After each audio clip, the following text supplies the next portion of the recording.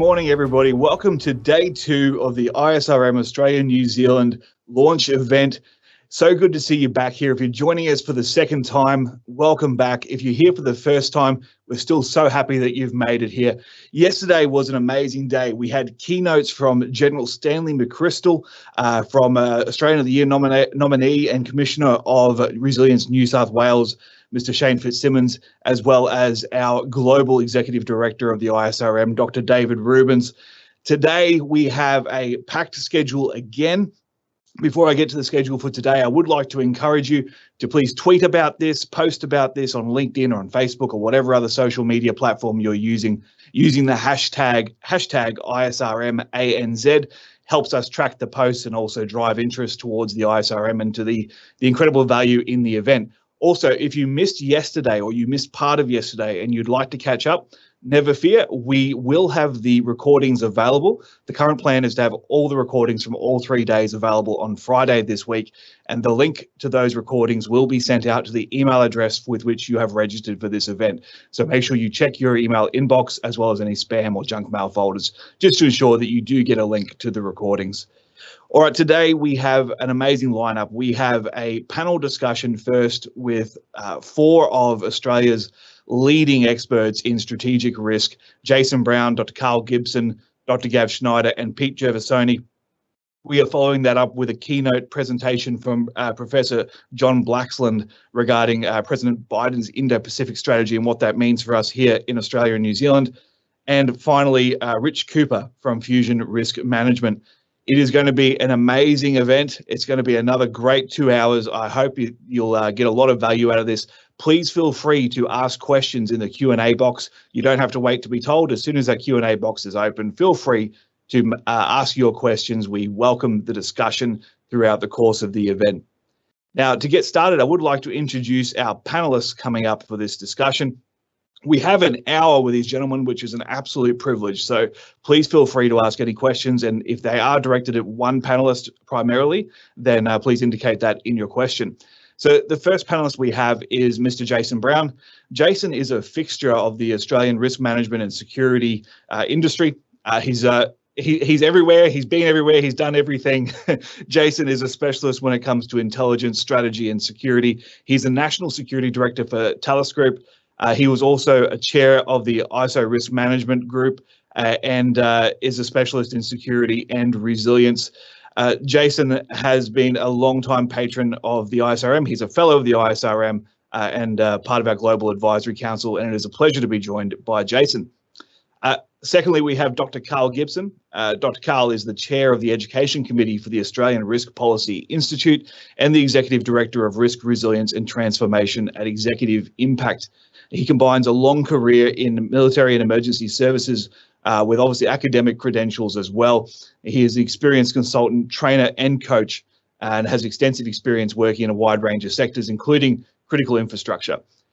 He currently leads a number of applied research projects in the resilience and neuropsychology areas and has contributed to the development of national and international standards publications in risk management, resilience, business continuity, disaster management, emergency management, human resources, governance, and fraud. There's a lot more in Carl's bio, but I think that will do by way of introduction. Thirdly, we have Mr. Pete Gervasoni. Pete is a risk and resilience specialist. He currently is working within the VMIA, which is the Victorian Government's Insurer and Risk Advisor. He is a passionate educator and practitioner when it comes to risk management and achieving buy-in throughout organisations and making smarter decisions across the whole of organisations. Lastly, if you saw yesterday, he needs no introduction, but we have our regional chair of the ISRM Australia and New Zealand, Dr. Gav Schneider. Dr. Gav is the CEO of the Risk 2 Solution Group. He is the creator of the Presilience Principle and also was the 2019 Security and Fire Global Thought Leader from IFSEC and the 2019 RMIA Risk Consultant of the Year. He is a specialist in human-based risk management. Gentlemen, it's an esteemed panel. All 4 of these gentlemen are fellows of the ISRM. It's an amazing group to have together. Thank you for joining us. Good morning, everybody. Good morning, everybody. Thanks for having us, Joe. Yep, good to be here. All right, folks, I would encourage you all, if you're listening to this, to please feel free to start contributing your questions. I do have some set questions to get things started on the panel, but please feel free to interrupt with any questions of your own. Our goal, as always, with these kinds of events is to give you the information that you need, that you are looking for to get from the event. So please feel free to contribute as much as you like. I would like to open the floor first. We might just go around the table for maybe a 3 to 4 minute. Oh, that might be generous. let's go with it. Let's go with a 3 minutes intro. If I just go around in the order that you appear on the screen, just telling us what you think about strategic risk management, the place for strategic risk management, and what you feel the value of forums such as this and the growth of the ISRM provides to the overall risk community. We'll start with Dr. Gav. Thanks, Joe. And I think there's going to be so many wonderful things that we'll get to discuss in this panel that will just start a opportunity for us to think differently. So I think the primary things I'd like to talk about in my allocated 3 minutes are the way the world is changing around us requires us to think, act, and perform differently. And while we have become exceptionally adept at using systems-based risk management methodologies, such as 5x5 matrices, risk registers, etc. What we haven't really done is married the way we apply risk management to achieving our strategic objectives in many cases. And as a result of our industrial age centricity and focus on compliance, we've almost tried to make risk management a tick-the-box activity instead of a strategic objectives enabler, which is why we're so passionate about what we're doing at the ISRM. If you are a leader in your organization, and I will define leader as anybody with influence or decision-making authority, which when we go down the food chain, almost everybody in the modern workforce makes decisions that could impact our businesses.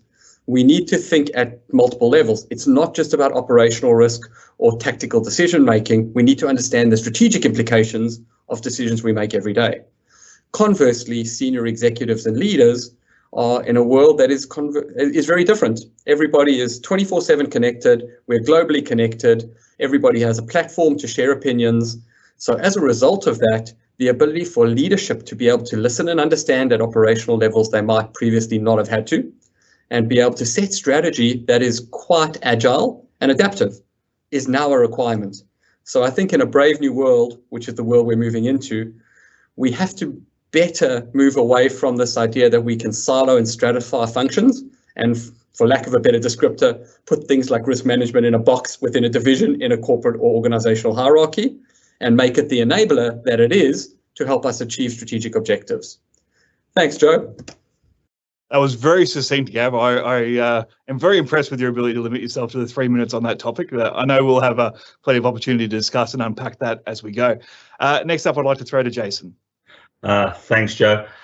We sort of had a working title for this session, which was "You think you know about risk, but you don't." And the reason I picked that and discussed it with my colleagues who are in agreement is everyone has a different opinion about what risk is. I attended an international meeting in Vienna. We had 30 countries involved, representatives of a whole range of international standards committees, and I think there was a different opinion about risk in 80% of the attendees. And it came down to an understanding of not just what is risk, what are the things that sit behind it. So when we start to talk about dealing with risk at a strategic level, we've got to get a common language. And so when people deal with some of the things that people like Gav and Carl and Pete and I consider, which is, do we really understand uncertainty in its nature and decision-making? Do we understand in a world where the truth can be called fake and the fake can be called true, how do we deal with ambiguity, credibility, plausibility? Because risk ultimately is not the colloquial version, risk is bad. Risk ultimately is how you make a decision to achieve the results you want, and that could be global or practical in an organisation, and how do you minimise the likelihood that you won't get an effect that you don't want. And we do that every day, yet we tend to use at a colloquial level risk meaning stopping something bad, whereas rethinking the paradigm, which is about risk is how you manage the decision frame to understand what you're prepared to do that's acceptable and what you're prepared to live with that can't be changed. And therefore, it is not either good or bad. It is about process, but that process needs to reduce the ambiguity and understanding. So just to finish up, we're doing a major international piece of work. It's going to the highest level of the ISO, the Technical Management Board, to actually examine the taxonomy, ontology of the words that we use to talk about risk.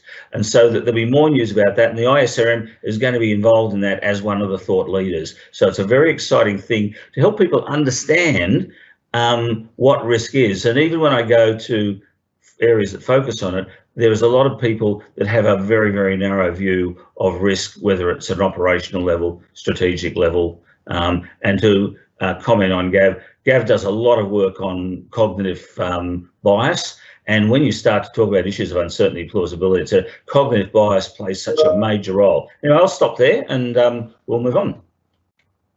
Thank you very much for that, Jason. Before I throw to Carl, I would just like to make everyone aware that we have diverted to last century technology, and Carl is setting his audio via phone. So apologies if there's any delays or any gaps with Carl, but Carl on the phone is better than no Carl at all. So thank you very much. I'll throw to Dr. Carl Gibson for your opening thoughts. I'm in absolute agreement with the comments that Gav and Jason's made, but I'd like to change the conversation slightly, because from my perspective, the issue isn't about strategic versus operational.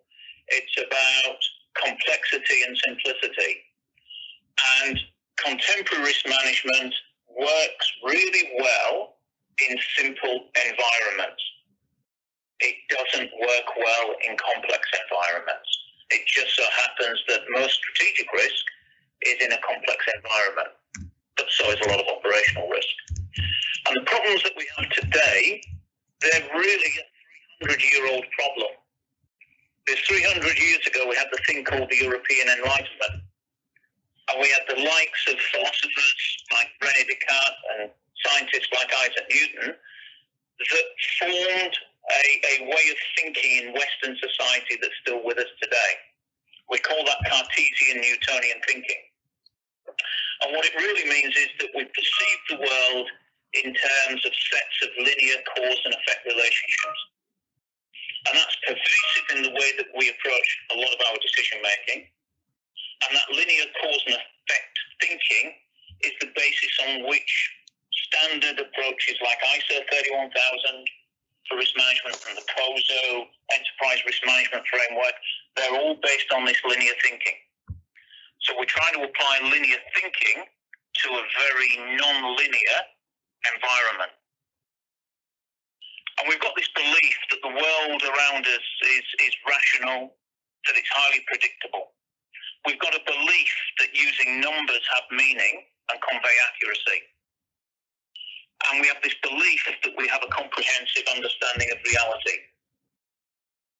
But all the cognitive research, all the research on the way that the brain works, on the way that we think and the way we experience the world shows us that we're terrible predictors of probability.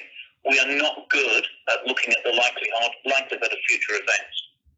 And that's a real problem, where at least 50% of the current risk equation is about likelihood. So much of what we do in risk management now really struggles with the environments and the types of problems we're trying to apply it to. And we've known for at least a decade that the likes of the current risk management standards are really not fit for purpose. They don't cope with high uncertainty. They don't cope with high complexity, high novelty, high turbulence or high volatility. They're really not fit for our current world. And the problems with risk management, as it's applied, has been further made difficult by the efforts of some of the biggest consultancies, some of the big firms that sell risk management services, because they've I was going to say infected, and that's probably a good word, but I'll say invented a whole range of new, fairly meaningless confections, artificial concepts to try and differentiate their products from other people's products. And that's really confused the practice of risk management as well. Now, some of us tried to change this status quo over the last few years, and about 5 years ago, a small group of us got together and we made some predictions about what a highly disrupted and highly uncertain world would look like in the future. And we started to write a new standard on managing disruption-related risks, and that was published. Unfortunately, because of some bureaucratic problems, we didn't publish it until late last year. But we've tested it throughout COVID, and it works where routine, standard approaches to risk management don't work. So the question then is, if that's what the state is, what's the future? Well, firstly, every organisation has risk management in place as a solution to a problem. The issue is that most users of risk management don't understand what the problem is that they're trying to solve. And is it about compliance? Is it about assurance? Is it about estimation? Is it about risk prioritization? Is it about anticipation and foresighting? Is it about improving decision making? Or is it, which I think is the case for many people, is about justifying their existence? And we need to understand the problem because different problems have different risk management approaches to solving them. And we only have to look at the failures in the Victorian hotel quarantine program, which was by any measure a complete failure of risk management and decision making. And if we look at what decisions were made and the key decision makers, they were all operating using processes that work for their everyday decision making. They universally failed to recognise that they were dealing with a set of wicked problems, and that wicked problems need a very, very different approach. So we have to move away from this belief that risk management is simple, and that all we have to do is combine a crude guess about consequence with an even cruder guess about likelihood, and the belief that that sort of calculation reveals the true nature of risk to us. So we have to move away from any belief that our current standardised methodologies represent anything near good practice. At best, they're a very basic introductory level. It's really like someone reading a one-page summary of first aid and then trying to be a paramedic at a serious road accident. They might be good on cuts, but anything else they do, it's going to be either good luck or a disaster. And we've seen that disaster many, many times during 2020 with people trying to apply things that are not fit for purpose. So we need to do something new. We need to invest in skills and expertise, and we need to move beyond standardized methodologies. I'll leave that open now to everyone else. Thanks. Thank you very much, Carl. That was very insightful as always. I'm looking forward to hearing more of your thoughts as we go along. Lastly, for opening remarks, Mr. Pete Gervasoni. Great. Thanks, Joe. And thanks to Gav, Jason and Carl for their comments. And that was a really good segue, Carl, because, you know, what I've observed very much so over more so in the last 5 years within executives and leaders across both the private and public sector is a lack of capability and understanding on risk management and how to integrate risk management into either daily operations or at a strategic decision-making level. We see that many decisions are made by executives and boards and then applying a risk management process or applying a risk management mindset to those strategic decisions that are being made across the organisations. What I would like to see as you mentioned, Carl, is an uplifting capability of risk practitioners, becoming thought leaders in the approach to how organisations operate, to be fully embedded into those strategic discussions, to be on the front foot rather than coming in and being reactive to decisions that have been made across organisations. So I think there's a real opportunity now, particularly in partnership with the ISRM, to look at how we can now uplift the capability of our risk practitioners across Australia and New Zealand, and also how we can improve the education and availability of education for risk practitioners as well. So we can bring them up to, as you mentioned, Carl, bring them up to a level that they can now operate in this very complex world that we live in. And I think what we saw from 2020 was that risk management, if it wasn't already, it's finally got a seat at the table. It was recognised that, why didn't we predict that this was going to happen? Why wasn't this captured in our, I hate to mention, our risk registers? So where was that gap? And I think we're finally now got a really good opportunity to inform and educate our leaders, and importantly, uplift the capability of all of our risk practitioners across Australia and New Zealand. All right, thank you, Pete, and thank you, gentlemen, for those insightful opening remarks. I'm deviating from schedule already because we're getting some cracking questions coming through. So I'm going to bin my questions unless there's room or they fit in nicely. And I'm going to go straight to some of the questions that have come through. The first one I'll direct at Gav because it mentions the word VUCA, and who else could I direct it to for a VUCA question? Gav, this question comes from Gavin Pearce in New Zealand. Gavin says, I agree we live in a VUCA world. So how do we move boards and CEOs away from the annual set and forget strategy sessions and strategic workshops? Thanks, Joe, and thanks, Gavin, for the question. I think the first thing we've got to do is there has to be an understanding that not every decision can be made on a 3 to 5 year fixed and rigid plan, and that our ability to pivot and be agile is crucial for success in a VUCA world. So part of the challenge we've got is that the majority of our executive level leaders today, by no fault of their own, climbed the ranks through achieving effective management capability. Their focus was on controlling, organizing, delegating, not necessarily on the more entrepreneurial, innovative skills of, adaptation, pivoting, and being able to grab opportunity as opposed to manage negative risk that may appear from an operation. So the challenge we've got is realistically to try and overcome the illusion of control, which both Carl, Jason, and even Pete alluded to there. When people at senior levels realize control in many cases is often a myth, we have this illusion that we have control, but there's two sides, right? We often feel helpless when we don't have control, but we are more helpless when control manifests in a way that we're not prepared for.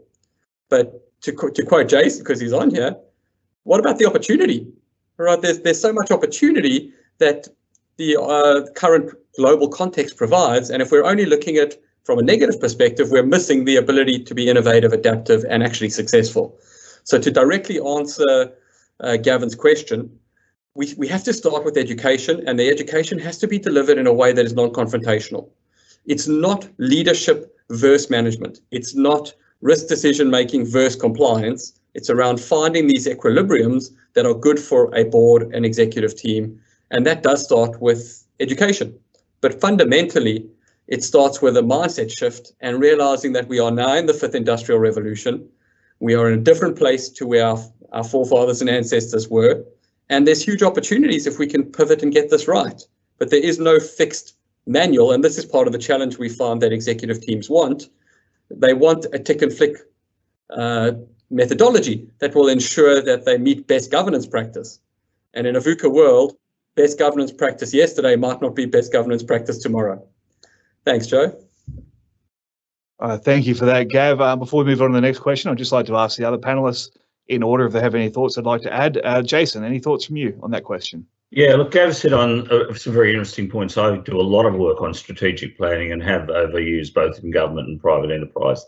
The thing about a strategic thinking is it has to be revisited virtually every day. That it might set the high-end goals, some of the high-end processes and activities to achieve those goals, but unless you underpin it with a consistent penetrative view of what's happening in the world to do that pivot that Gav's talking about, it's not very effective. And that comes down to the issues of how volatile is your particular operating environment, how ambiguous is the information. And one of the things I sort of think about is that VUCA is a handy acronym, but I actually think it's things like volatility and ambiguity that breed uncertainty. Uncertainty is in many ways an outcome as much as it is a concept. And so the issue in the world that we're looking at today, where you have to make a judgment and take actions with often higher degrees of uncertainty, particularly at a strategic level, you need to develop new practices for analysis. And while strategic planning can be aligned, as many people in the military know, As soon as battle is joined, the plan is thrown out. But what it does do, it postures you to be ready in terms of capability and focus. And then you need to be adaptive and agile. Excellent. Thank you, Jason. I'll throw to Dr. Karl if you have any thoughts on what either Dr. Gav or Jason have just said. Sorry, we're not getting any audio from Dr. Karl at the moment. Karl, we might just pivot back to you. Pete, if I can throw to you for any thoughts you may have. Yeah, I think both Gav and Jason made a really good point about agility and the ability of boards and executives to pivot. I think that what we tend to see in organisations is that we will set a strategic plan, articulate our strategic objectives. We may integrate risk management into that decision-making process, we may not. It might be something that we try to retrofit. And then it's almost a set and forget. It's like, okay, we've got a plan, we've articulated what our risks are, report those on a quarterly basis to a risk committee and back to our board, but there is no built-in ability to be dynamic in our approach to risk management and our approach to decision making. So I think there's a really great opportunity to, again, coming back to the foundation of educating the executive and board members in about that strategic decision making and how we can embed an effective approach to risk management into that decision making process. And I think that whether you use the VUCA acronym or whether we look at again, for us to start to develop new ways of thinking and some new guidance in how we consider strategy and risk in partnership with each other, I think that it will always come back to that education piece. Absolutely. Thank you, Pete. We'll just try Karl again, if we can unmute Karl so that he can share his thoughts. I hope everyone can hear me now. I tried speaking before and I think I was speaking into the void. But this education piece is absolutely critical. But we have to understand what this education is and who, I was going to say, needs to be educated. One of the fundamental problems in current risk management in many organisations is the way that risk management is positioned. It's seen as an operational or tactical function, not as a strategic function. The risk management professional, with few exceptions, does not have a seat in the C-suite, does not sit at the same level as the Chief Operating Officer or the Chief Information Officer or the Executive Director of HR. They are very much a technical position in many organisations. And we've seen that happen with business continuity professionals. They're now relegated at best to a middle management role in most organisations. They very rarely speak to those in power. And very rarely do we see these sort of people, like a business continuity professional, sitting in and advising the board on matters. Now, in banks, where they have a chief risk officer who is properly a chief risk officer, he's a trusted senior advisor. We need to move the risk management profession from analyst, as it's viewed in most organisations, to trusted advisor if it's going to have that strategic capability, and we're going to move risk management to where it needs to go to. That requires not just education, but it requires selection. We've had 2 decades of recruiting risk managers from reasonably junior positions. And when I run training courses, I ask people about their background. A lot of them have come from fairly junior roles within the organisation, and they've been given risk management to do. Risk management needs to be a senior executive with broad skills and very senior strategic skills to be effective. Over to you, Joe. Thank you very much, Karl. All right, moving on to the next question. I'll direct this one primarily to Jason to kick us off. James Jordan asks, many government policies such as the PSPF place an emphasis on using risk assessment as part of operational and tactical decision making, but do not acknowledge the need for alignment to organisational strategic risk thinking. Do you see this as a significant weakness to the effective application at the operational and tactical levels? Yeah, thanks, and hello, James. Haven't seen you for a while, but nice to know you're going strong. Look, I do a lot of work with the PSPF and the defence equivalent in the DSIP program. So the issue is, while they base some of their methodology on 31,000, I said 31,000, it is essentially a compliance methodology, which then means that how you come to the decision about filling in the gaps for each of the security domains that are required, the ISM, physical security, personnel security, and so on, you actually have to have a lot more information as an entity being involved and complying with the PSPF, or in the case of defence industry, the industry groups, and very few have the capability to manage risk effectively. The thing that's really jumping out, and it's pertinent to this question, is the reform of critical infrastructure protection. It's going to mandate across 11 sectors a level of required security reporting, both in the cyberspace and the physical and personnel. And the only structure we have as a point of reference is the PSPF. The PSPF is one of the least worsts around the world because it does have risk factors baked into it. It isn't purely mandatory. And what it really needs some work is how they redevelop the maturity model. So it's actually a maturity model, not a measure of compliance against the steps in the PSPF.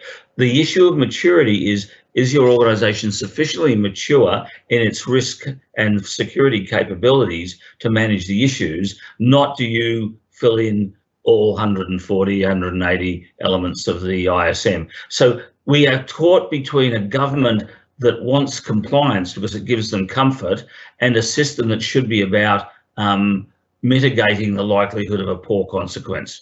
And I think people in Home Affairs are working on that, but it's actually very difficult when accountabilities, assurances have predominance over actual results, and that's going to be an ongoing issue. But I think we're going to look for more engagement with Home Affairs in that area as the PSPF is further rationalised for application in critical infrastructure protection and resilience. All right, thank you for that, Jason. I will throw next to Dr. Carl for any thoughts you may have on that topic. Jason hinted at it, but the answer to building a more strategic approach into the PSPF is through that maturity. It's through the maturity framework. So if we look at the higher levels of maturity, you shouldn't be able to achieve those higher levels of maturity unless you're able to demonstrate that strategic level of integration into what you're doing. At the moment, it's quite possible to rate at the whatever it is, the 4 or 5 level, by just complying with the operational and tactical requirements. So that's where it's not a huge evolution that needs to happen. It's a matter of probably adding 10 or 15 words with a bit of explanation into the framework. And then that starts to drive that strategic focus. Joe? Thank you, Dr. Carl. Pete, any thoughts from you on that question? Yeah, look, I think there's always a potential issue where you've got a disconnect between your strategic and operational approaches, and particularly what you see across all levels of government is this default to building compliance type frameworks. So when we apply risk management, it generally becomes that compliance activity rather than creating and protecting value of your agency or your organisation. So for me, I start then thinking around how do you then start to create a positive risk culture within your organisations, that organisations and everyone in them start thinking about and feel that they are contributing towards those overarching strategic objectives. So it's important that there is that traceability between what's trying to be achieved at a strategic level, and then what am I doing at a tactical and operational point, and how am I contributing to the organisation actually achieving those overarching objectives.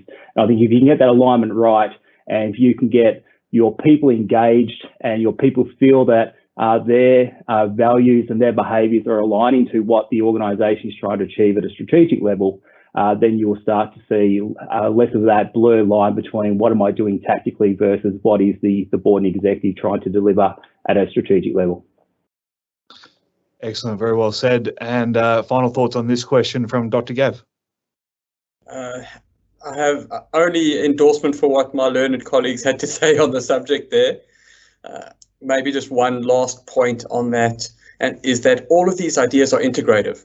So even as I was just looking at the questions that some of the attendees have been asking, many of these things come back to the same approaches, and that is a shift in the way we set corporate and strategic objectives, the way we enact those objectives, the way we empower our teams, our people, and the way we engage with external and internal stakeholders to achieve objectives.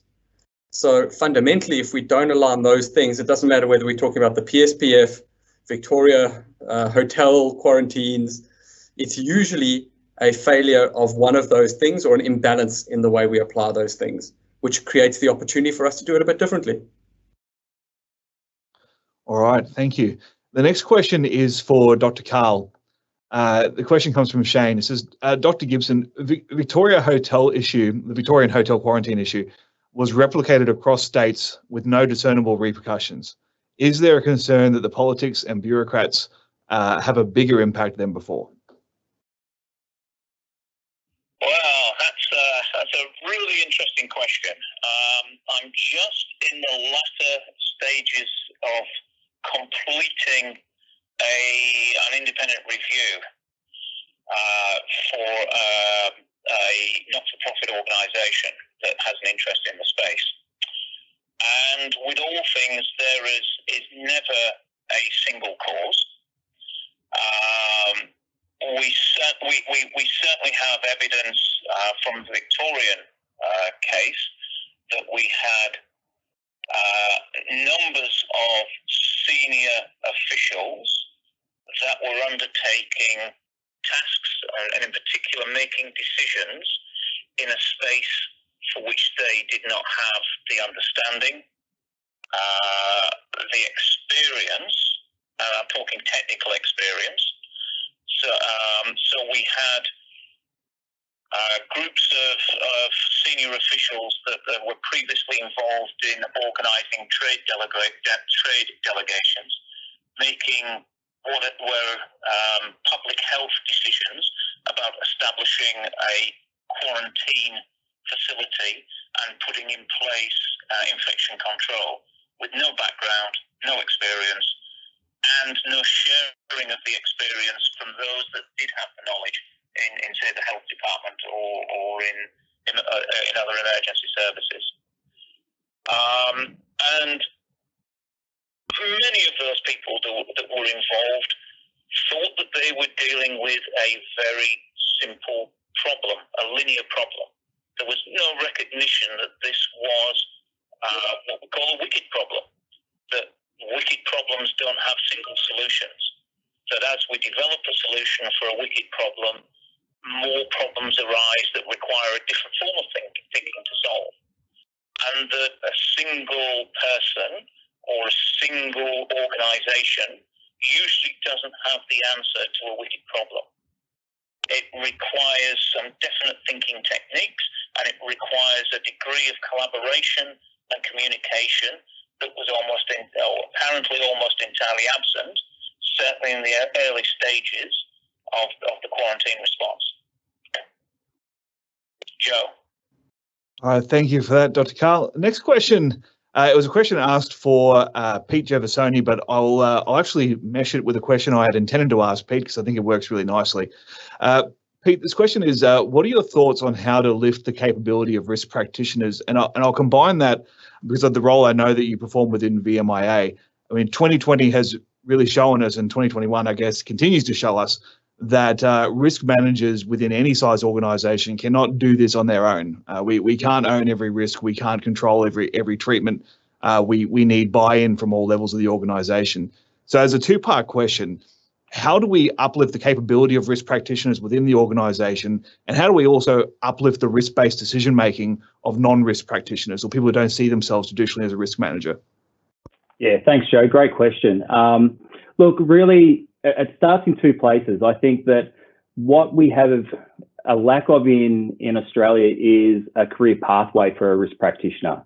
If you just go into Google and search up whether it's a bachelor in risk management, a diploma in risk management, you might see one or two diploma courses pop up, but there's no really succinct career path for a risk manager. So most risk managers, particularly from the Victorian public sector perspective, have either been moved from another role within the organisation, or they've had risk added to their existing portfolio that they're currently managing, and they literally come in from a really low knowledge background. So, we provide some ongoing training for risk practitioners just on a foundational level, but there's no real career path that they can pursue. I think, again, I'm like Gav, Jason and Carl, I like to talk about opportunities. And I think there is an enormous opportunity within Australia and New Zealand to reset this and to look at developing career pathways for risk practitioners. I think that will help with the uplift of capability. And I think it will help certainly by empowering those to make a decision to pursue a career in risk management. Because I think most of us in the panel discussion, we probably didn't set out to pursue a career in risk management or crisis management or business continuity. It's just something that we had a personality that aligned with, and we had some traits that aligned with that type of role. For our leaders, it's really important that they have an understanding more so about what are the right questions to ask. So coming back to something that Carl mentioned earlier about the risk practitioner, whether it's the chief risk officer or the head of risk management within an organisation, doesn't necessarily have a seat as part of the C-suite. So how do we educate executive and board members to rethink the structure of their organisation to incorporate risk management into decision making? So providing, again, a level of education and understanding for board members and audit and risk committee members. My experience, I've seen a lot of people, directors that have been certainly appointed to some audit and risk committees that may not necessarily have the right understanding or capability. And as you probably all are all aware, are afraid to put their hand up and say, can you please explain what that means? Because we have this propensity within risk management to use all this jargon and technical terms that sometimes we lose sight of the audience and what they actually understand. So I think, just in wrapping that up, I think that we need to look at career paths for our risk practitioners, that it's a chosen profession, not something that we just fall into. And I think we need to increase the awareness and education for board and executive members so they have a greater understanding about what's the right questions to ask, and understand at even just a foundation level, how does risk management enable us to make better informed decisions? Excellent. Thank you, Pete. I'll throw to Dr. Gav now if you have any thoughts on either upskilling existing risk practitioners or helping non-risk practitioners make better risk-based decisions. Thanks, Joe. And I think I'll borrow from General Stanley McChrystal's comparative analysis of the human immune system yesterday and how we actually have our own resilience / risk capabilities. We tend to also forget that we're all experts to a lesser or greater degree in decision making because we all make decisions every day. Some are poor and are based on bias. And it always makes me happy when I see Jason Brown smile when we talk about cognitive biases and poor decision making. But in screaming agreement with Pete's focus on improving education, qualification, capability and respect, and leveraging to Cole's point around if what is the point of having a senior risk professional in your organization if they can't actually help be your bias check, if they can't actually help enact better decision making, because in essence they're not doing an effective job then. So what you've got then is risk theater. We're pretending we've got the ability to make decisions better. We're not impacting it in a meaningful way.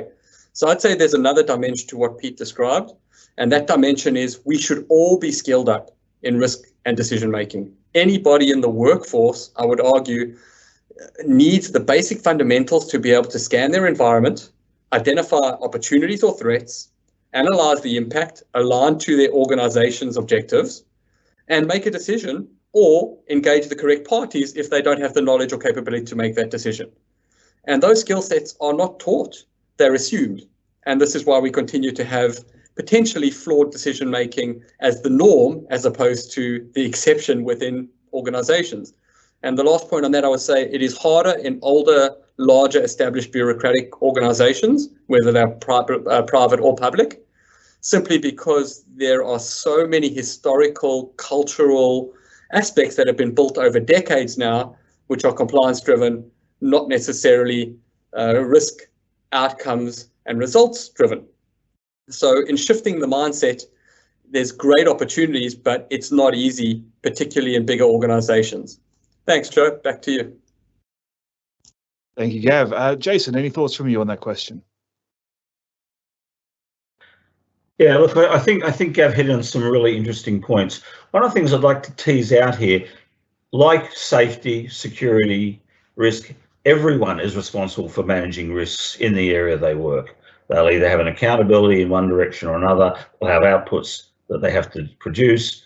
And I think there's a number of things about a career that engages in enhancing risk management, providing advice on risk, is you've got your policy framework that you need a good risk framework for an organisation, but you need to build, as Gav said, the people who make decisions, particularly those ones that have strategic implications, they actually have to understand that they are managing the risk. One of the problems of organisations is they confuse the risk practitioner, as described by Pete, with the person who manages the risk. So I think there has to be clarity. For example, I do provide a policy framework, assurance and training regime to provide for better management of security risk.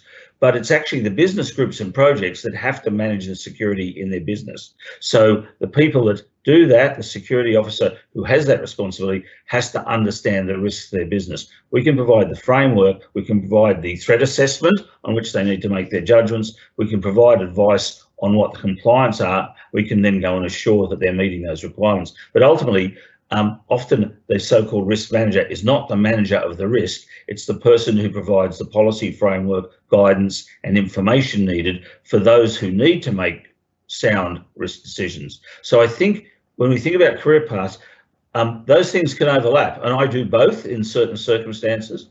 And I think as we articulate for what I'll call the risk professional, there should be risk professionals in the oil and gas and in aviation, and there are, but they also need the process practitioners to make sure their systems are working. So I think there is an opportunity to map out, if you like, careers in risk, but a lot of it is about integrating very, very strong processes, policies and frameworks that enable managers and operational people to make better decisions.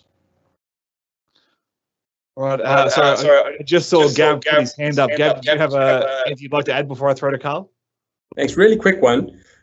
Just listening to Jason, I think one of the things we miss is that we talk about this career in risk, but people who do security, safety, cyber security, manage complex responses, business continuity, etc., they're all risk practitioners.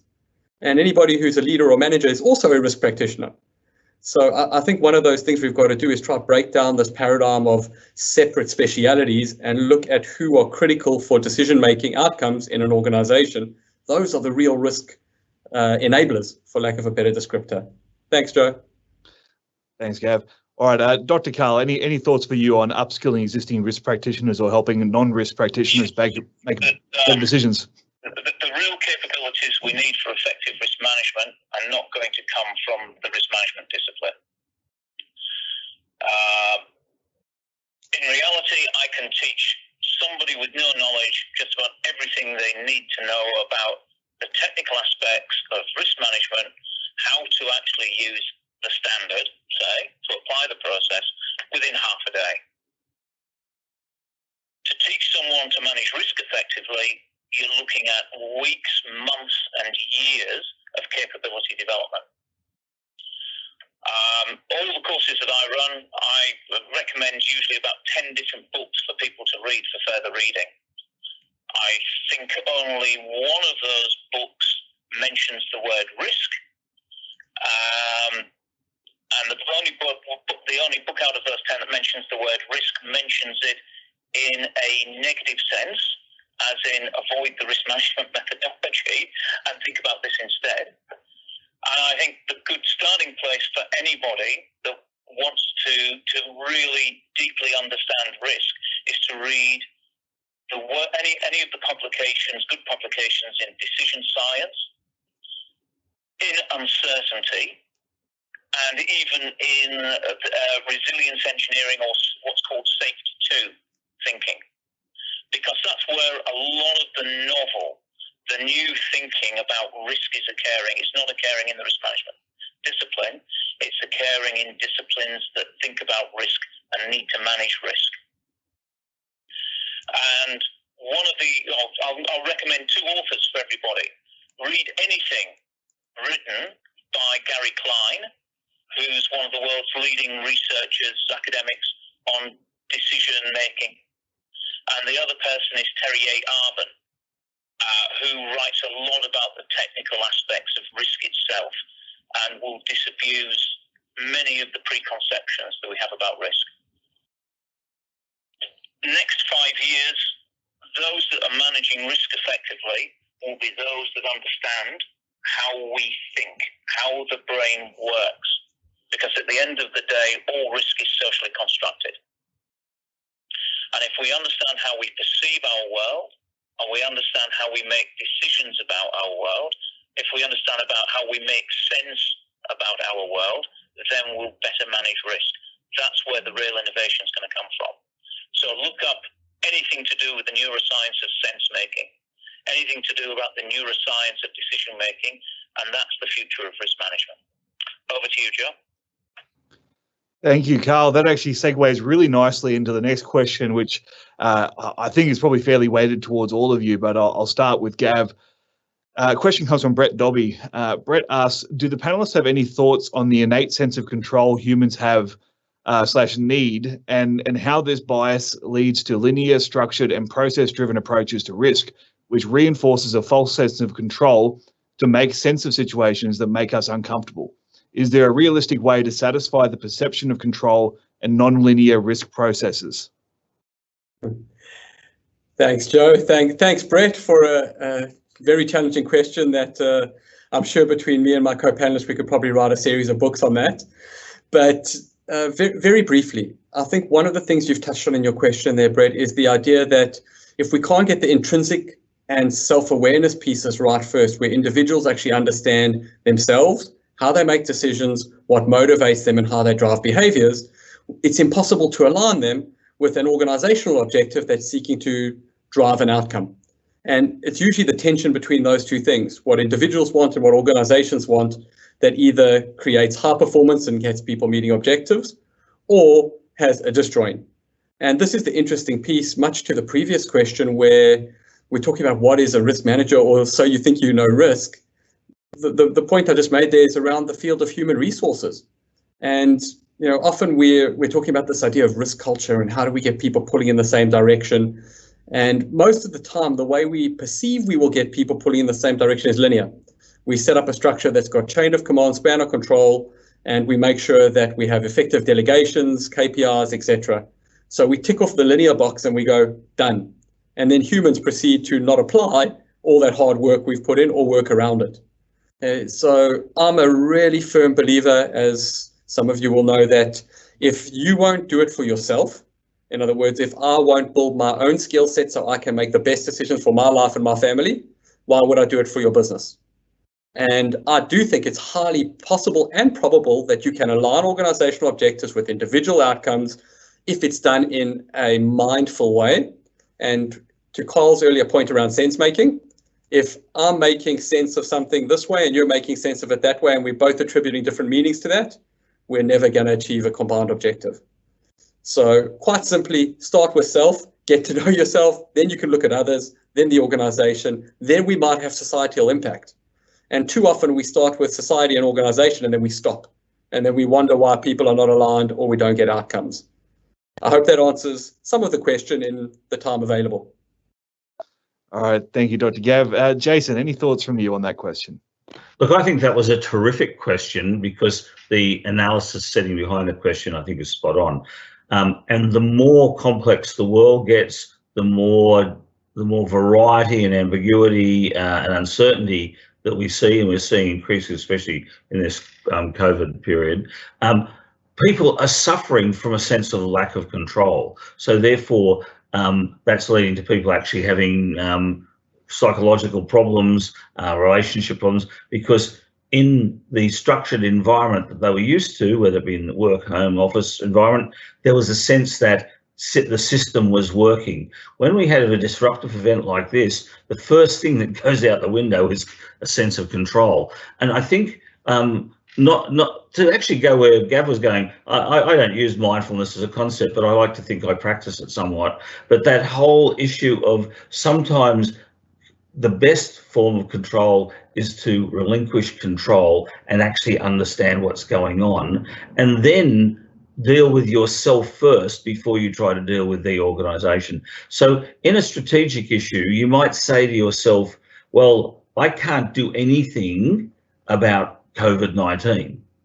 But having said that, and you have a sense that it feels out of control, well, you can start to examine the things you can do for yourself, your neighbours, your workplace, and you bring back control through personal initiative. So that balance that Gav talked about, that you can have an organisation that has all the structures needed for governance and compliance, etc., but remains enabling for people to establish the types of controls that support them in achieving objectives. When I say control here, I'm not using the pedantic version of control in a risk management sense.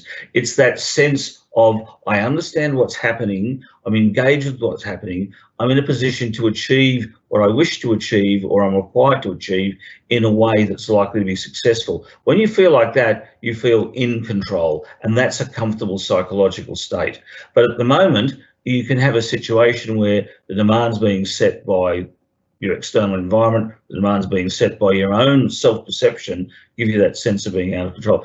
Risk management doesn't give you control, but if you approach the analysis of risk and sense making, as Carl described, one of my favourite bands, of course, is Talking Heads, and their movie Stop Making Sense. In fact, I think we have to recognise that there's times when we cannot make sense, but we can use the approaches that you do to try and understand, to regain that sense that I know where I am in the scheme of things. And that's true control. I know who I am, what I'm doing, why I'm doing it, and what circumstances doing it to the best of my capacity in a highly volatile world. I'll stop there. Thank you, Jason. This is a dangerous question to ask a panel like this, especially when we're coming towards the end of our allotted time, because any one of you could probably speak for multiple hours about this subject. So I appreciate you guys for keeping the answers succinct. I'll throw now to Dr. Carl for any thoughts you may have. Wow, what a question! There are so many layers to that question. I just was jotting down the different layers, and I filled a page with possible avenues to follow, but I won't, given Gav's warning about time. Or Joe's warning about time. A good way of looking at this idea of controls and control is to look at organisational safety. Look at safety. For most of the 20th century and well into our century now, there's been this inherent belief that we can make systems safe, i.e. that we have them under control. And the whole basis of safety 2 thinking and resilience engineering thinking is that systems are inherently unsafe, they're inherently not under control, and that we have to constantly apply and reapply control to make them safe. And the minute we take the foot off the pedal, we tend to head towards entropy and chaos. They become inherently unsafe. And that's an aspect with most thinking about control with risk that we miss. We don't think of controls in that frame of mind. And our entire thinking about control is based upon this thing I've called previously Cartesian Newtonian thinking. It's about that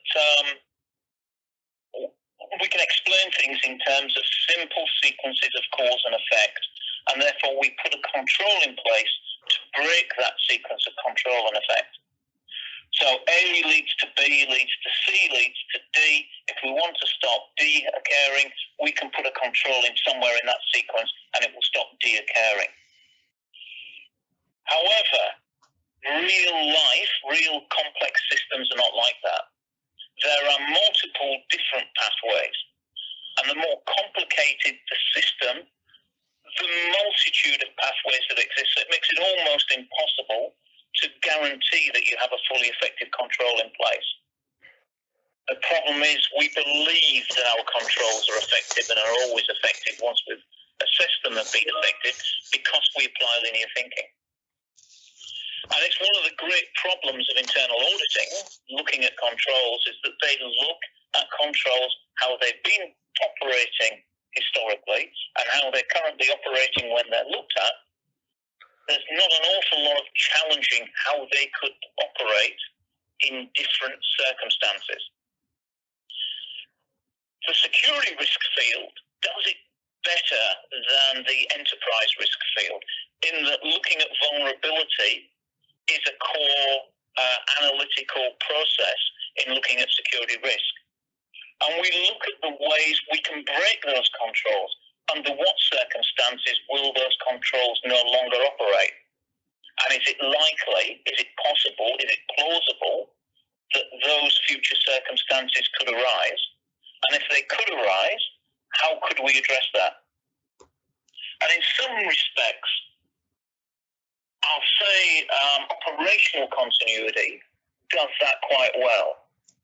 Some of the standardized approaches to business continuity don't do that very well. And they've got a very linear thinking pattern about putting static controls in place that should work if something happens, and if something different happens, then the plans don't work. The other big issue around all of this, and it's again part of our linear thinking, we constantly make assumptions about control. And we very rarely have a robust way of challenging those assumptions. Now, the military for decades has used a suite of tools which collectively they call red teaming, which is used to challenge war plans, strategic and operational plans. And some big organisations have started to introduce that. A lot of government organisations, particularly in the UK and the US, have started to operationalise red teaming for challenging assumptions in policies and assumptions in strategic and operational plans. We've still got to learn about assumptions, surfacing and challenging assumptions in risk management. Joe? Thank you very much for that, Carl. With our final couple of minutes before we need to head over on to Professor John Blaxland, Pete, did you have any closing thoughts on that particular question? Look, really, I think that Carl, Jason and Gab have spoken to that in great detail. And as you said, we could go on, we could run a separate panel discussion on this particular topic itself. But I would just close out by saying that there is, the first focus is on your people. I think that fostering a culture of, what's in it for me, how do I align my beliefs and behaviours to that of the organisation, to clearly articulate what it is that, a clear purpose and mission of an organisation, and building and empowering our people to certainly align to those. There will always be cognitive biases against or to our understanding what a control is. And I think Carl was right on the money in, I would say, in most organisations at the moment, we do perceive a control as we do A and B and C, it'll equal D. We know in the complex world that we live in today, that is not the case. And I think that we will certainly see, particularly over the next 3 to 5 years, there will be a lot of new resources available to help shift that mindset of organisations. Excellent. Thank you, Pete. And I want to thank all our panelists. If I could summarize the discussions, I think perhaps we haven't had time to answer all the big questions, but we've certainly starting to flesh out the questions. And I think the role of organisations such as the ISRM is that we can start to facilitate those discussions with like-minded professionals, not just the 4 or 5 faces on screen, but rather the broader risk community to start tackling some of these issues strategically with an understanding of not just the academics, but also the practitioner and the policymaker concerns as well. And I think that's been well articulated by all of our speakers in the panel. So I'd like to extend my thank you and thank you on behalf of all the event organisers to our esteemed panel today. Thanks, Joe. All right. Now, if you didn't get your question answered, I apologise that we had some amazing questions, and obviously we have very knowledgeable panel members who have so much to contribute to each question. So it would be unfair to ask them to summarise things in 30 seconds. But if you would like to ask any further questions, I encourage you to join the LinkedIn group for the Australia-New Zealand ISRM chapter. It's ISRM Australia-New Zealand. Join that group and ask your questions there, and if we can either answer them ourselves, or if the panelist is not a member of the group, we'll be able to forward that question on and get it answered. So if there's anything that's pressing on you and you'd like to start a discussion, that's a great place to have it. Moving on, our first keynote for today is Professor John Blaxland.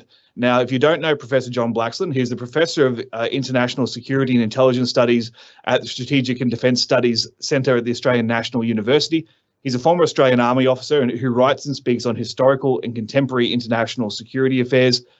He's well published, widely published, and he is the first Australian to be awarded a Minerva Research Initiative grant. He is also a member of the Australian Army Journal editorial board. Professor Blaxland will be speaking to us today on President Biden's strategy in the Indo-Pacific and the view from down under. Over to you, Professor Blaxland.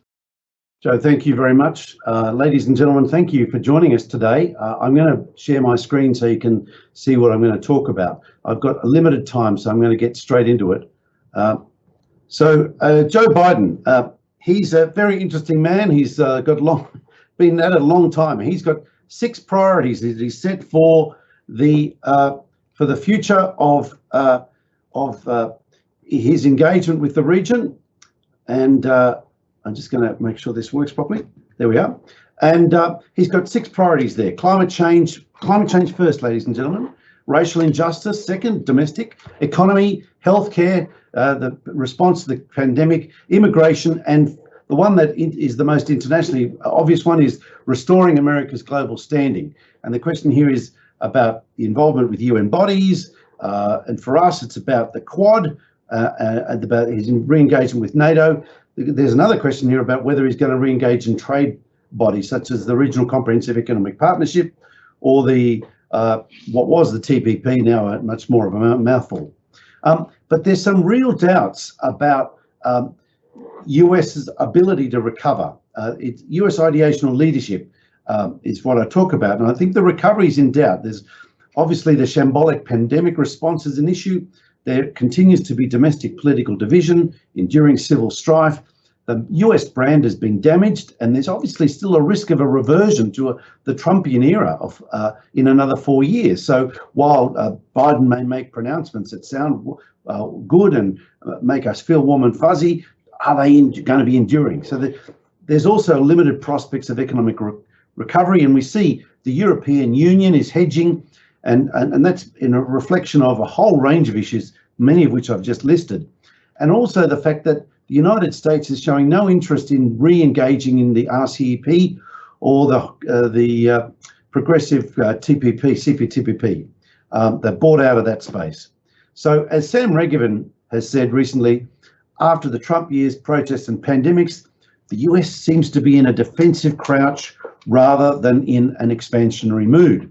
And our very own Hugh White has, he's made a number of pronouncements really talking about distancing Australia from America. His key arguments are that Australia needs to give up its South Pacific dream. The US shouldn't go to war with China over Taiwan. No one really wants that, neither should Australia. The US can't win and must make room for China, he argues. And we want America to remain, he says, but China's demands will be too great and the USA won't win and won't stay. So we should act accordingly. That's his view. But is he too binary? And is he too pessimistic? And what about the alliance relations and the sunk costs that we've already made, enormous investment in this relationship with the United States. And are other options available to Australia? And I would suggest to you that there are some. But let's put this into a broader context. Richard Haas, chair of the Council for Foreign Relations in Washington, recently said that the shape of Biden's foreign policy is about rebuilding at home, and that's certainly reflected in what we saw in Biden's remarks earlier. Working with allies, though, that's a refreshing change. Embracing diplomacy, participating in international institutions, and advocating for democracy. So we'll see what that means for Myanmar, for North Korea, for Thailand, for relations with ASEAN, our principal neighbour, the Association of Southeast Asian Nations, and of course, their relations with the People's Republic of China and President Xi. Now, we've seen under Xi's premiership, an emergence of what we call wolf warrior diplomacy, this idea of a Rambo-esque kind of approach to international relations, exercising what people are describing as sharp power, basically punitive actions, pinpointing at targets to elicit a response that's actually proved relatively counterproductive lately against Korea, Japan, Australia, Canada, Norway, and other countries, while the People's Liberation Army has been going through a massive modernisation and expansion in cyber, in space, in the nuclear domain, with hypersonic missiles, with increased stealth and autonomous systems being introduced, the introduction of jointery in joint commands, Army, Navy, Air Force, space and cyber, working collaboratively, but also working in what people are starting to call the grey zone. And the aspirations for it to be a fully developed nation by the centenary after the declaration of the People's Republic of China by Chairman Mao back in 1949. And of course, the view is, well, is that going to incorporate Taiwan, which clearly President Xi wants to happen. Now, Kevin Rudd, God bless him, has talked about, in his new chair at the Asia Foundation in the United States, talked about managing US-China strategic competition. Now, he's proposed that both sides abstain from cyber attacks, that the US return to a one China policy, and that in response, China dials back its provocations and that it respects freedom of navigation, and that then the US and allies would commensurately scale back their rate of effort. He notes, of course, that there will be global economic competition and the attempt to win hearts and minds will continue. But he also thinks that there's prospects for collaboration that should be explored on climate change, on North Korea, on Iran, on the response to the pandemic, and on humanitarian assistance and disaster relief responses in the region, particularly in the Indo-Pacific region. And as I note here, most of these are significant and have got significant implications for Australia. Now, interestingly enough, Kishore Mahbubani, this kind of rogue Singaporean diplomat, has come out recently, making the point about the Quad, India, Japan, Australia, and the United States. He said that's all well and good, but economics is where the big game is playing. And with the United States staying out of the TPP and India out of the RCEP, a massive economic ecosystem centered on China is evolving in the region. So his point is, yes, it's all well and good talking about strategy, but kind of like Bill Clinton back in the 90s, it's the economy, stupid. And certainly China's economy is playing a big role in facilitating their strategic heft, their sharp power, and their wolf warrior diplomacy, which is hard to ignore. And China's economic pressure on Australia is something we're all across. The New Zealanders appear to be copying it now as well, with new sanctions apparently evident on fish exports from New Zealand. But the sanctions of beef, barley, coal, wine, etc. have certainly been felt. But what people need to keep in mind is that there is a global market dynamic equilibrium which mitigates the effects of these trade. The global economy is not a command economy. It fluctuates. There's supply and there's demand, and both of those ebb and flow. So there's a dynamic equilibrium at work here, which has facilitated Australian economic growth and trade growth regardless, despite Xi's wishes to punish. Now, I think there's an important parallel here to the inflection point of 1973, when Britain joined the European Economic Community, the precursor to the European Union. Australia and New Zealand really felt the hit because we had been trade dependent on Britain and we essentially lost those markets overnight. Thankfully, we'd started exploring markets in Asia. But I think there's a parallel here. When we think about China, it's not the only show in town. There's a range of free trade arrangement related trade opportunities remaining largely unexplored. And there's a list of them here on the slide. Indonesia, Australia, Comprehensive Economic Partnership, RCEP, CPTPP, Japan-Australia Economic Partnership, Australia, ASEAN, New Zealand, Free Trade Agreement, Korea, Thailand, Singapore, US, Australia, UK, EU, India. There's a range of opportunities, but what it is it's harder. In the past, it was easy to just have one chaperone to take you to the various spots around China and do your deals, and you get, 1.3 billion market, huge. Why would you bother going elsewhere? Well, of course, now we're having to do a bit more extra work to get into these smaller but still potentially very lucrative markets in Southeast Asia, in South Asia, in the Americas, and in Europe and beyond. And that's the new challenge, I think. I noted, I wrote a SWOT back in 2019, the SWOT analysis that looking at the internal strengths and weaknesses of Australia and the external opportunities and threats. I like distill that down to three essential areas about great power contest competition, looming environmental catastrophe, and a spectrum of governance challenges that are leading to a breakdown in law and order. And I think a lot of that still applies. So how do we avert catastrophe? Well, as I say, the spectrum of global security challenges overlapping economic, environmental, political, cyber, maritime, territorial, and homeland. These is an enormous set of challenges we face, part of which led to the Australian Foreign Policy White Paper of 2017, what I call Australia's Foreign Policy Plan B, which I think still largely applies. It reflects the US transactional retreat from ideational leadership over the period of the Trump administration and stresses focusing on the Indo-Pacific, keeping the US engaged as best we can, working with the Quad, making as much of it as we can, but having modest expectations of what it can deliver. Placing emphasis on ASEAN, the Association of Southeast Asian Nations.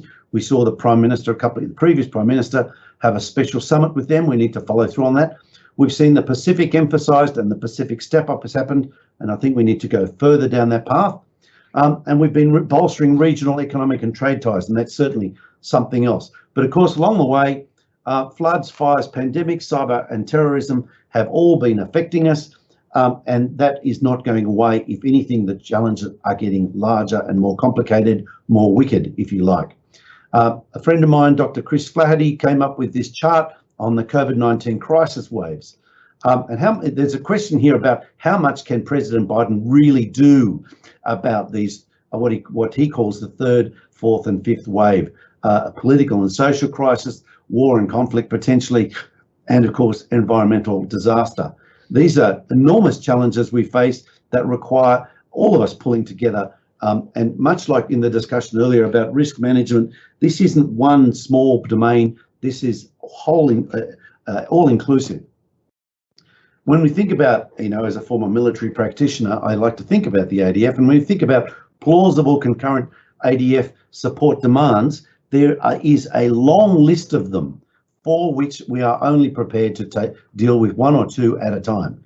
Now, we've been good at handling them consecutively, but if they start happening more concurrently, then we're in a deep hole, and that is a real challenge for us. Now, a book of mine came out last year, In From the Cold.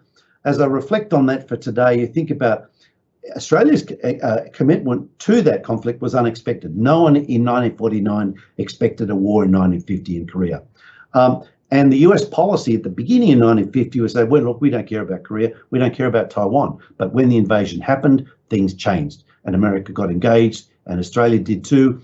The ANZ alliance emerged as a result. And I would put to you that maybe there are some parallels here to what might happen with Taiwan. And I think we should be watching carefully without prognosticating too much in advance of how the Taiwan crisis might unfold. But we need to be open-minded to clever, creative approaches to mitigate the risk and reduce the prospect of war. And in doing so, it's worth reflecting on another book that I've just had come out, very end of last year, and it's now online, and you can buy it. Here's on advertised my book, Niche Wars, pictured here as well, talking about how and why Australia was involved in Iraq and Afghanistan.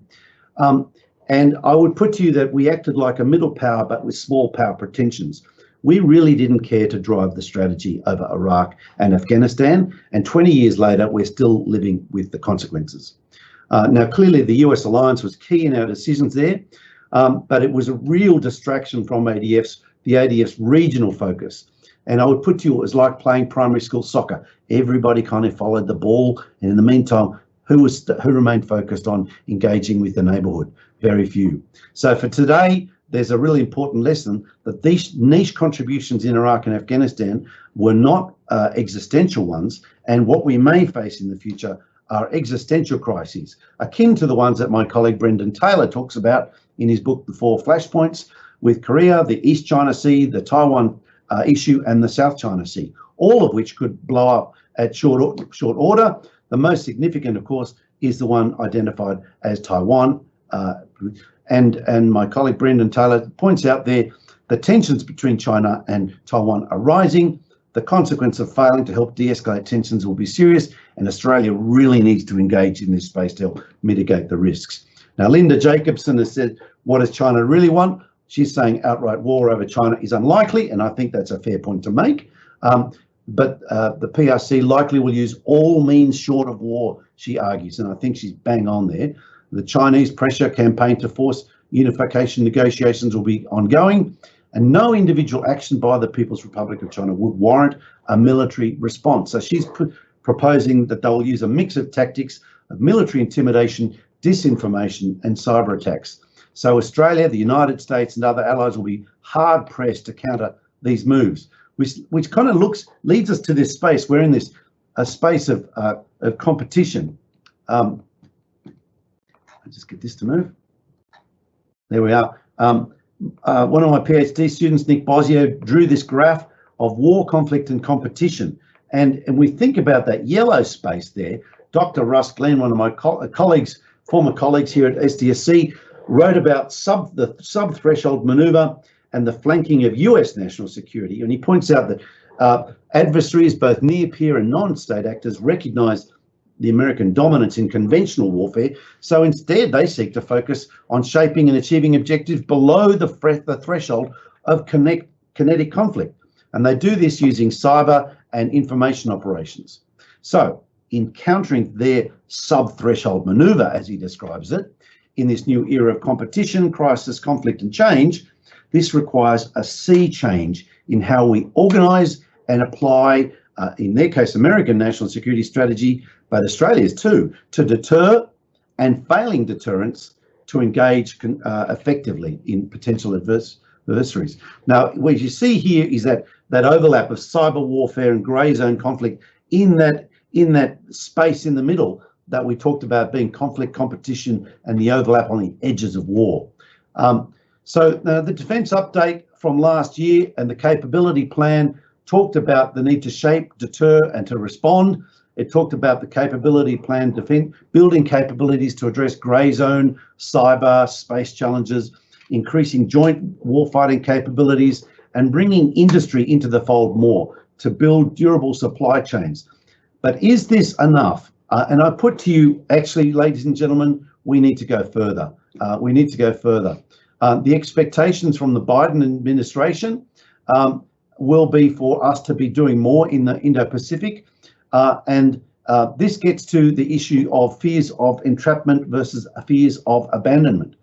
You know, it's got this dilemma. We don't want to be trapped into fighting in Taiwan in a war that's going to suck us into a vortex, but at the same time, we don't want to be abandoned by the United States. And this gets to the debate between what Shannon Tower describes Australia as an independent ally and what the late, great Coral Bell talked about Australia as dependent ally. And there's two sides to the coin here. So I think there is prospect for us as an independent but supportive ally to collaborate with the United States over engagement in the Pacific, particularly over issues like Daru in Fiji, in Papua New Guinea, and other issues in Fiji and elsewhere. I think we really need to collaborate more over Indonesia and Southeast Asia. There's a question about the US Navy's First Fleet basing. If the Chinese are going to build a Daru, maybe we should say, look, you build Daru, we'll get the first fleet to come and play at Fremantle, Darwin and Townsville. Is that what you'd like, China? I think there's a bit of gamesmanship to be played here.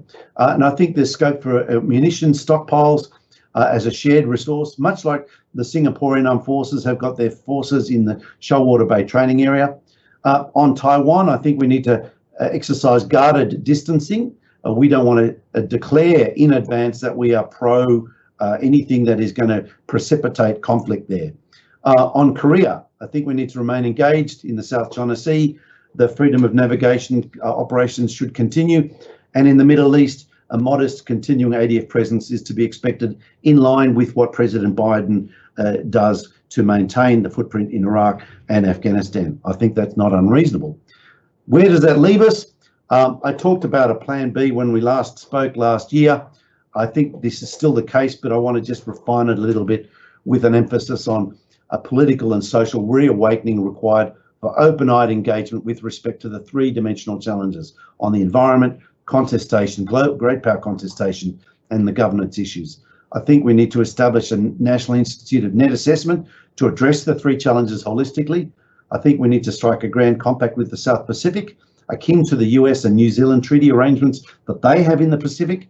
I think we need to deepen trade and security ties with partners listed here. I think we need to reimagine our engagement with Antarctica. If that melts, if Australia becomes the parched, burnt continent and Antarctica goes green, which could happen conceivably in the lifetime of our grandkids, what do? And I think we need to bolster the ADF, the police, the security, the emergency service, their endurance and resilience. And I think a way to do that is through an Australian Universal Scheme for National Community Service. And I'm happy to engage on that in the question and answer session afterwards. So a view from down under, ladies and gentlemen, whirlwind tour there. I hope you've enjoyed it, and I hope you didn't get pushed off your seats in the process. And thank you very much for paying attention. All right, thank Professor Blaxland. Always entertaining to listen to you, especially when we tell you you've got a tight time frame and you have to fast forward everything. Thank you very much for that. The first question that's come through, we've only got a couple of minutes, so we'll see how many questions we can get to. The first question is, thanks, Professor Blaxland. The path out of COVID from a global perspective seems unclear, as do the national and cybersecurity issues. What do you think are the clear priorities for Australian businesses to focus on? There's enormous opportunities, I think, for innovative business development in the COVID-related space and in thinking about how we do business in a new way. And I think there are some innovative stuff. I know there's some innovative stuff happening in Australia that we need to capitalise on, and that government and industry need to work together to make sure it stays in Australia, is capitalised on here in Australia, and that it generates jobs here in Australia. Thanks. Very succinct. Thank you. All right. Another question is, how do you see the terrorism threat in Australia evolving or changing in the post-COVID world? So it's still there. It's still alive. It's still well. We need to remain vigilant. We've started to focus more on right-wing extremism, but let me just tell you, the other end of the spectrum has not gone away. And we need to, so the resourcing of our police, ASIO and Home Affairs organisations that are involved in monitoring, tracking and responding to the threats is critical. But we as a society need to continue to invest in leavening, in strengthening societal links. The COVID phenomenon has interestingly generated some opportunities there that we need to capitalise on, deepen. And I'm a little bit disappointed the government hasn't really seen this as a not just a crisis, but as an opportunity for that kind of deepening of social networking and ties as a society to mitigate the risks of extremism at both ends of the spectrum. But I think there's space for us to do more there. Thanks. Excellent. Okay. Another question has come through. Sorry, that was the question I just read. What impact do you see the political division and seeming instability in America having on our region, if any? So the main concern is the American distraction from being able to focus on international affairs, and the economic impact on the United States of the political dysfunction. United States greatness is linked inexorably with its economic strength and its prowess. If the United States doesn't rise to the occasion, then the evident emerging eclipse of American power in East Asia will continue unchecked. My sense is, though, that the United States is more resilient than people realise, and that it will bounce back. It may not quite bounce back as much as we might hope, but it will remain an important player into the future. The question now is, given the relatively diminished power, what do we do with other partners? This is why that foreign policy plan B is so important, reaching out to Southeast Asia, Japan, India, the Quad, the Pacific, and elsewhere for building, deepening ties to actually give us strength and unity. All right, and perhaps for our final question and a nice way to close this out. You mentioned there's increasing opportunity in this post-COVID world. For those that are perhaps looking at our younger audience, or those that are students that are just getting started in the risk and security space, what do you think are the core skills they're going to need to be able to take advantage, or to spot and take advantage of those opportunities over the coming years and decades? So I think it pays dividends to have a set of skills in one area of an expertise, but be flexibly minded. To be, in one sense, somebody who's a generalist, somebody who can respond to the new trends that emerge. So it's always good to have a base to start from, and then a flexible mind about skills and about opportunities, because the future isn't the past. It's going to look different.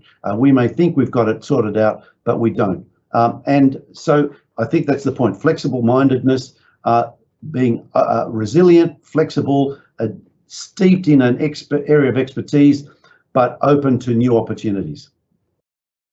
All right. Thank you very much, Professor John Blackson. It's always a pleasure to listen to you speak on this topic and many others. We want to thank you on behalf of the entire organising committee, and indeed our audience, for sharing your time so freely with us. Thank you, Joe. All right, folks, our final keynote speaker for this morning's event is Rich Cooper. Rich is the Principal of Financial Services at Fusion Risk Management. And in his role, he leads Fusion's operational resilience global working groups, teaming with the worldwide community of leaders, developing best practices, driving innovation across the industry, and designing new solutions that solve the unique needs of financial services organizations. During his 20 plus years in the industry, Rich has consulted with many of the world's leading global financial institutions and has led practices in the US and Europe across the critical disciplines of operational resilience, cyber, and non-financial risk management, risk data and infrastructure, crisis management, disaster recovery, business continuity, program governance, and operating model innovation. He'll be speaking to us today on leveraging technology to build a resilient organization. Thanks for joining us, Rich. Thanks a lot, Joe, and thank you everybody for our presentation today. I'm looking forward to going through this. I know time is limited at the moment, so I'm going to jump straight in and share some of my slides with you. So hopefully you can see that, and we're going to just run through some of the ideas and concepts we have around leveraging technology to build out the resilience world. So as I jump right in, let's set the context of what operational resilience is and what it can mean to other organizations. It's really the ability to continue to deliver to your customer promise no matter what. So whether you're a widget manufacturer, a service industry like a financial service firm where I spend a lot of my time, or a manufacturer of pharmaceutical drugs or anything else, there's customers at the end of this, and we need to figure out what we're going to do. And the world that we run in today is very fast paced. And we've got to be able to run the business, protect the business, change the business, and grow the business, while in our profession, look at all the risks and all of the things that can go wrong. And one of the things that's happened over time, and we talked about this with the panel, is the fact that there's business continuity, there's risk practitioners, there's a lot of different systems, people, and agendas that are looking at this. So if you're looking at the world of risk and governance and the world that we live in, there's a number of different systems and disconnected data and different views. So if you look at someone that's come from a technology background, they will be very technology centric. If you're looking at someone from a human and HR background, they're going to be looking at things very, very differently than people looking through the different lenses. So what we actually have is a lack in many companies is a lack of actual actionable data that allows us to make sure that we're able to communicate with other people within our organization that are there to make the organization more resilient. Now, there's also the fact that people are resistant to change. They're comfortable with their definition of risk, the way that they look at the world through the facilities lens or the operating lens or even the executive team lens, and they're not able to bring this together. A number of organizations have tried. They've tried to bring more people in. They've tried to be more organized in the way that they attempt to solve the problem, and that really has not moved too far down the needle. And one of the changing processes now with resilience is to look at this through that core engagement, through your customer's lens, and actually think about your business and think about the reality that you're providing services. You have people, third parties, systems, data, property, processes that people work on, and geography that's all around you. And what you need to do is put the customer at the center of that and say, where do I need? With now your people is a very different problem than there was, 12, 14 months ago from now, where we're dealing with a process where our people are working remotely a lot, or people are starting to come back into offices, but our third parties are also very different in their relationships. We watched the pandemic go around the world, and we watched parts of Asia and our supply chain be impacted first, then other parts as it went through Europe and then into the Americas, and work through affecting organizations very, very differently in different ways. And what we've got to do is, if we understand all the different lenses and the parts of the moving organization, is to be able to keep our teams performing. So we have all of these different teams that are potentially helping an organization be resilient. So from the operating executives and the groups that are working through all the supporting functions that are working within the company. And when we've got all these different places that are working together, there's often going to be silos, there's going to be conflicts, there's going to be areas of the business that are not aligned. So one of the things that we like to look at this is putting the experience of what are these people really trying to do? Well, we're trying to provide a service to an organization. We're trying to improve the efficiencies of the organization. We are trying to get the organization making sure that whatever those promises are, that we're delivering. And with the wildfires, the civil unrest that we've had, the pandemic, 2020 was definitely a challenging year. And when you look at any organization, most of them have a lot of complexity. If you look at very large organizations, I'm going to spend some time now on this slide, and I was racing to it in the limited time we have this morning to work through. This is an intentionally very, very busy slide that we're looking at the moment. And operational resilience being at the part of that is a heart-driving commercial business that has social and emotional and ethical responsibilities, as well as the commercial activities that they need. So we need to look at that at the heart of what we do. But around the fringes of an organization are all these parts of an organization, from a physical security guard and an alarm system to a guy patching servers at night, right the way through the legal teams that are protecting our organization through contracts, the compliance teams that are making sure that we're actually following through and have the controls in place to do this. But the world there's a whole lot of people in an organization making them resilient. And one of the things that we've seen is that there's a lot of bias for this action, that people look through the resilience lens, or they forget the bigger picture of what they're delivering for the organization by not taking that customer-centric view, by not taking a data-driven view to look at information. And one of the ways that we've looked through these different lenses is to actually continue to take that operational resilience back to that customer lens. So if you're connecting with your customers, you can really flip the model upside down. And what do I mean by that? Well, I mean, if we take the banking world that I spend most of my day in large, complex banking environments, people are focused on IT disaster recovery plans. They're focused on business continuity plans, risk programs, risk registers, controls, audits, all of the things that are working on evidence, maybe to a regulator, maybe to third parties, maybe to the board of directors. They're not really focused on what we're doing. So the concept of taking a data model and actually looking at a customer that wants to request cash and looking through a risk model that then takes into account the amounts of complex areas that are involved there. There's if it's cash out of an ATM machine, for example, these people need to take into account cash logistics machines. They bought third-party networks that are on people to validate and credential balances. There's a number of different checks and balances that are dealing with communications that are working there. There's the physical location. There's the safe access to that physical location that sometimes is out of your control, because a lot of companies, the actual things that are going wrong are completely outside of that view and that purview, where they have to actually look through a geopolitical lens, where the wildfires or the pandemic are controlling the environments in which they're living in.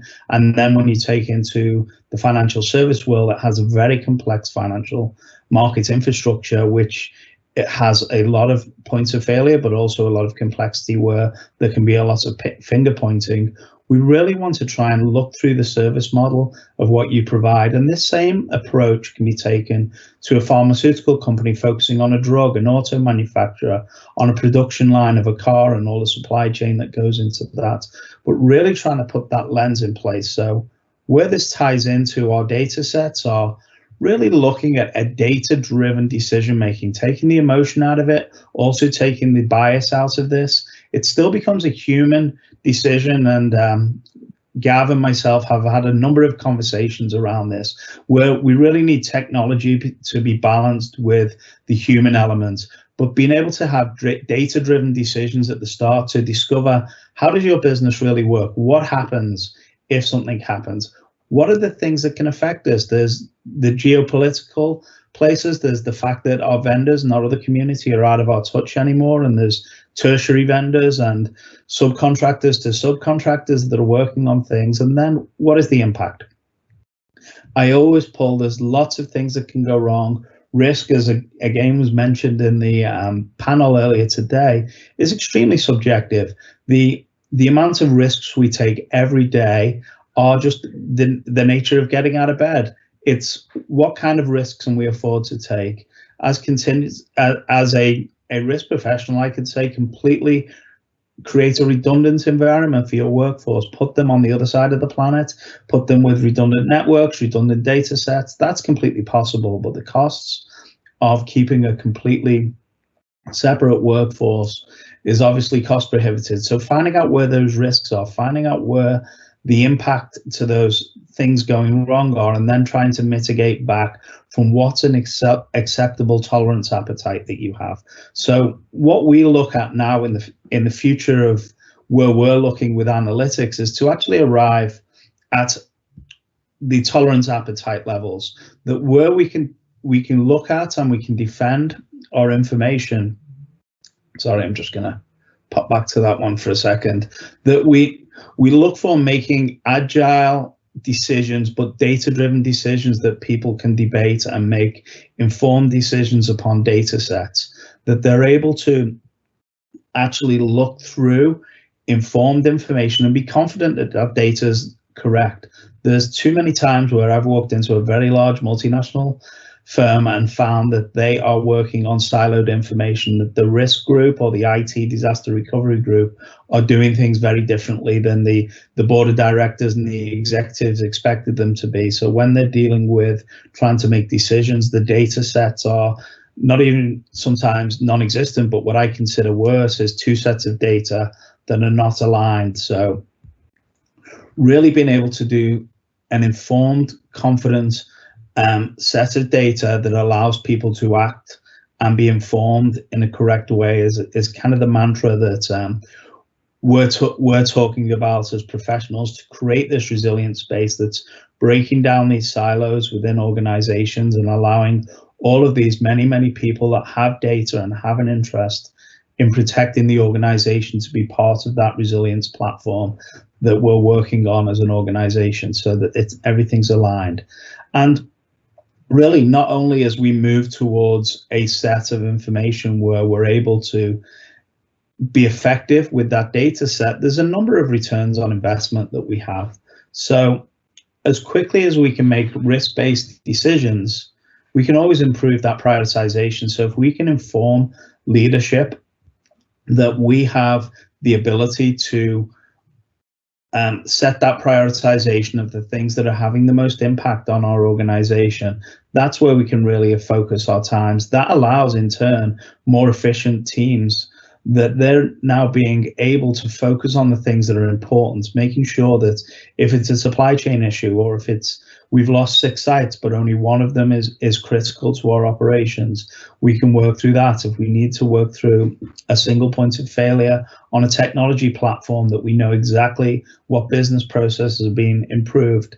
And then I think the most important other piece of information, and the thing we're learning from a data-centric view and using technology, is learning by our mistakes. It's amazing when I look back at data sets that provide things that should have maybe been obvious to us, but were missed. That car parks or parking lots, or depending on what part of the world you're in at the moment, continually flood in one location, and we lose days like that. Snowstorms, we know, affect distribution in, say, the eastern United States for 20 days over the winter. Well, how do we factor that into our plans? Phone systems in our South American trading floors are impacted at least twice a month. And once these little things that you might not make a big difference to an organization, you start aggregating that over a couple of years and a couple of different instances, you're able to look at trends, you're able to look at protection, and you'll be able to look at risk mitigation. Like now, overlaying information that is coming from third parties. So being able to track storms, outages of power events, being able to look at situational awareness campaigns, wildfires that a lot of us have been dealing with in different parts of the world, where you're having to close and open operations. These are all things that are external data sets that can be layered on top of your data sets to provide you with an informed view of your organization. So when those human beings that will have their natural bias, we can give them some data sets that allow them to actually come through and have some data points to be able to work through the end of that. So I have gone through a tremendously large amount of information in a very short period of time, but I did want to leave some time. I know Gavin wanted to talk to us about a couple of different things and maybe any questions that people had, but the concepts that we're trying to build to the world is operational resilience really is built around the organization coming together and breaking down those silos, not through one single discipline or through just pure risk practices. It involves the whole organization, making sure that they're putting resilience and ultimately that customer at the center of the journey. So back to you now, Joe. Thank you very much for that, Rich. It was a very interesting presentation, and we do have a couple of minutes for questions. If you've got a question burning away, feel free to use the chat box to share that question. The first question that's come through from Warwick says, how important is big data and risk quantification for decision making? It's becoming more important, and in the risk and business continuity space, I would have said we didn't really deal with big data a number of years ago. Now I'm seeing it applied, and big data and artificial intelligence, we're getting predictive analytics on breaking down a machinery, where we're actually doing business impact analysis on very key parts of equipment in, say, manufacturing plants, and being able to know when that could potentially break down. So you know that if you've got a $1 million bioreactor, you might need to watch how long that's going to break down. If you've got a forklift truck, I've got 50 of those and I can go and rent another one next week, so I don't care about that. So focusing on the impact of those results and using big data to do that is one point. The other thing is predicting information on KPIs, on performance degradation, not just on technology, which is slowing down, or maybe trading platforms that aren't doing things as quickly, but on services like your vendors. Are they still meeting their service level agreements, but you're seeing a real slow downtick where you're maybe not as important to them as you were? The calls are taking longer from help desk, the deliveries are taking a bit longer, and then being able to get ahead of that before it misses your service level agreement time. and being able to have a proactive conversation with them about, hey, this isn't looking good, this is trending downwards. Excellent. Another question for you. What changes have you seen in the financial risk management world? I guess with COVID and things changing, people working from home, organizations now having to really think about human factors in terms of their risk management, whether they downsize floor plans and footprints of offices to enable more flexible working, or whether we keep those sort of footprints open and expansive in case everyone wants to come back to work.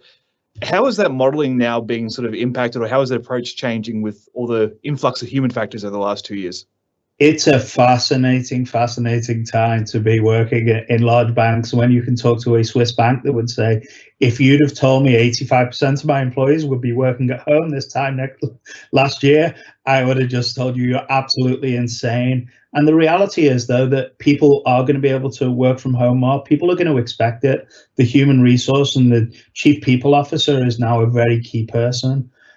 So from the human being standpoint, it really is going to change because people want to. Some jobs won't be able to. So I think the regulator is going to get a little bit tighter on some of these roles, not being able to take from home. But the other aspect is how a bank is treating their customers. So if you're a retail bank, there's agreement by both parties. The bank don't want you in a bricks and mortar building, and there's not a lot of appetite for people to go into bricks and mortar. So the actual race to build more customer-friendly apps in the banking industry and use fintech is really, really accelerating, because they know their customers don't want to come in, they don't want to use cash, and they don't particularly want to continue spending money on bricks and mortar locations everywhere. So that's going to be a real innovative side, because both parties want that, and we're really seeing that accelerate. But it comes with its own risk challenges as well, because you're going into a whole digital world of things that were manual processes. Fascinating. All right, the last question we have time for, it's a big question. Well, I'll ask you to answer it as succinctly as you can. What would an ideal organizational resilience framework look like? And more importantly, how can data help us with this? Well, that's a really big question, and I want to start with the customer, putting the customer at the center of that journey, that trust of that customer. And really, data is to look at how complex anything is. I'll banking, just going access to cash. Well, that can mean many different things. It can be wiring through a Venmo or a PayPal account, through going into a branch and getting cash out, through going to an ATM, a pharmaceutical company going in and having to source core supplies for the housing of the drugs or the needles, right the way through the manufacturing of those drugs and the distribution. So putting what you're trying to do at the center of that journey, but then there's data elements to understand how all that puts together. The world's a complex place, and just trying to do that in a spreadsheet or trying to do it in your own mind with the guy that Joe who worked in manufacturing or worked in the bank branch knowing how to do things manually, that world doesn't work anymore. You need data to do things in a prioritized way. Perfect. Well, I'm very impressed with how succinctly you managed to answer that question, given that you could probably write a book about it and maybe multiple volumes. So thank you very much for your time, Rich. I appreciate it. You're in the US at the moment, so not different time zone to us, but do appreciate you joining us all the way over here and being so generous with you. So thank you, guys. All right, folks, that does bring to a close our presentations for the day. I'd like to invite back our regional chair, Dr. Gav Schneider, to join me for a quick wrap-up as we summarise the discussions today and take some of the big takeaways. Gav. Thanks, Joe. And I think it's really, really interesting, again, after our second day, how much there is to unpack and explore when you kind of take the top of the can off and actually look inside. There is so much we can go into. I think probably one of the big things, and I think me and you can have a bit of a back and forward on this, that's consistent, is this idea around silo busting. Number one. Number two, thinking differently. And three, empowerment, which all of those things traditionally would have nothing to do with risk. They would be deemed to be, executive management functions, HR functions. So I think as we see the world changing, there's more and more opportunities to do things differently. Absolutely, and I think one of the challenges, as you said, there is opportunities, but there's only opportunities if you look for the opportunities. And I think that's why panels and keynotes from the types of speakers that we've had today are so important, because they can stimulate that question or that curiosity that leads to us identifying an opportunity where previously it may have been missed in a rush for governance and compliance as opposed to actual risk management. Absolutely. And, I think the other point, which was clear from our speakers yesterday, as well as almost everybody who spoke today, was this idea of real control versus perceived control and how those pieces actually work in practice.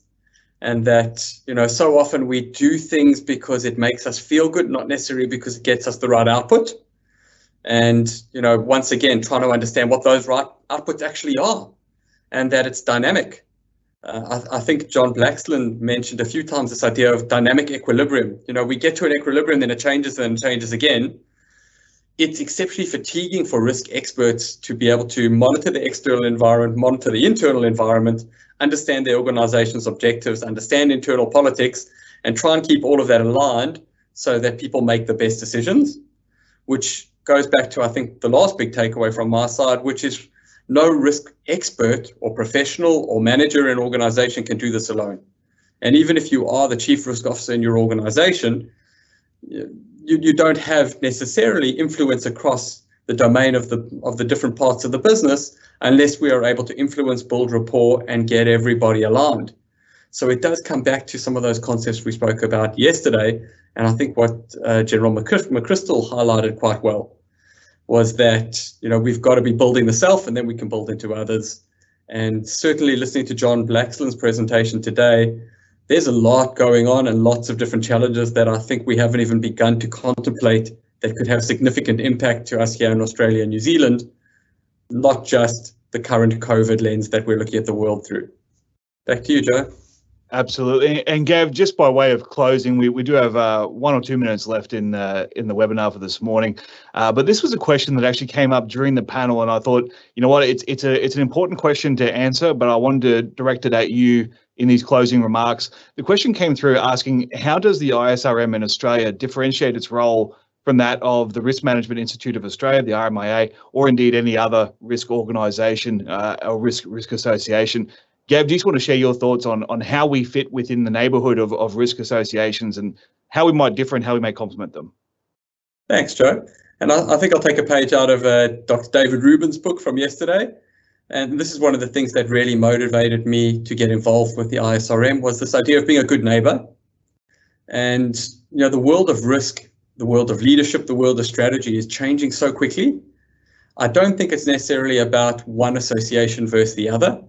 Having roles, I still serve on the education committee of the RMIA. I was the risk consultant of the year there. I recently resigned from the Governance Institute of Australia's education committee. There are some amazing people and amazing associations doing lots of good things out there. I would probably say that our primary drive is collaboration. And I'd reach out to any of the other associations and extend an open and ongoing invitation to look at how we can work together to solve some of the problems we're facing, not how do we compete for membership or for priority or thought leadership.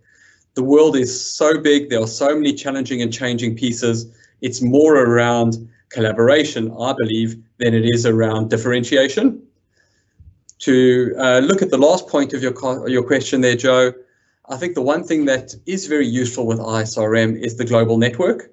And for me, that's really attractive. In a world that is globalized with so many things happening in different places, it's important for us not to just take a Australian or New Zealand centric view to things that may be working differently in other places and may have an impact on us. But primarily, I believe the more we're able to work together to solve the problems of today and the problems of tomorrow, which we don't even know how they will manifest or how they will come, the better we will position business, government, and individuals to thrive in this new world we're in. Thanks, Joe. All right, fantastic. That concludes things for today, folks. If you would like to receive a free copy of the ISRM ANZ Journal, the inaugural edition, feel free to scan that QR code if you're quick on the screen right now, or alternatively, there is a link to the download or to the subscription in your chat box right now. I want to thank you very much if you've joined us for today or if you've joined us for the last 2 days. I hope you're looking forward to tomorrow. Tomorrow we have the amazing Joanne Hewitt, CEO of Achieve Australia, as well as an introduction to all the chapter chairs, so the sub-chapter chairs of our state chapters, and of course New Zealand as well. So you'll get a chance to meet who is operating the ISRM in your area, what their background is, what their hopes and ambitions are for the ISRM. So I'm sure that will be a very interesting discussion as well. Thank you very much for your time. We look forward to seeing you tomorrow.